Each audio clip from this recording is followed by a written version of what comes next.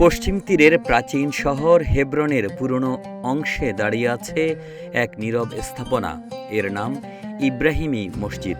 বাইরে থেকে এটি পাথরের বিশাল দেয়াল ঘেরা ভবন, কিন্তু ভেতরে লুকিয়ে আছে হাজার বছরের বিশ্বাস ও ইতিহাস।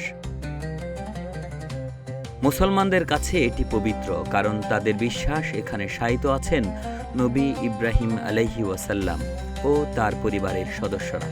ইহুদি ও খ্রিস্টানদের কাছেও জায়গাটি বেশ সম্মানের। তিন ধর্মের মানুষের কাছে সম্মান শ্রদ্ধার এই স্থান শুধু একটি উপাসনালয় নয়, বরং আধ্যাত্মিকতার প্রতীক।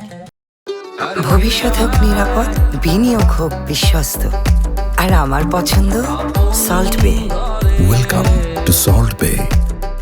প্রাচীন এক গুহার উপর গড়ে ওঠা এই স্থাপনায় রয়েছে প্রায় 2000 বছরের পুরনো সমাধি কমপ্লেক্স। ইতিহাসের পথে এটি কখনো গির্জা, কখনো মসজিদে রূপ নিয়েছে। শতাব্দীর পর শতাব্দী মুসলিম শাসনই ছিল এর তত্ত্বাবধান। কিন্তু 1967 সালের যুদ্ধের পর চিত্র বদলে যায়। ইসরায়েল পশ্চিম তীর নিয়ন্ত্রণে নেয়। 1994 সালে এক ইহুদি বসতি স্থাপনকারীর হামলায় 29 জন মুসল্লি নিহত হলে পরিস্থিতি আরও জটিল হয়ে পড়ে। এরপর মসজিদটি দুই ভাগে ভাগ করা হয়, এক অংশ মুসলমানদের, অন্য অংশ ইহুদিদের জন্য।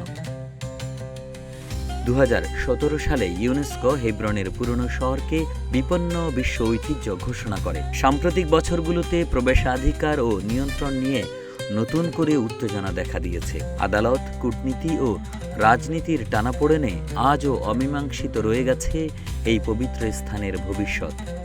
ইব্রাহিমী মসজিদ তাই এখন শুধু প্রার্থনার স্থান নয়, এটি বিশ্বাস, ইতিহাস আর রাজনীতির মিলিত এক স্পর্শকাতর অধ্যায়।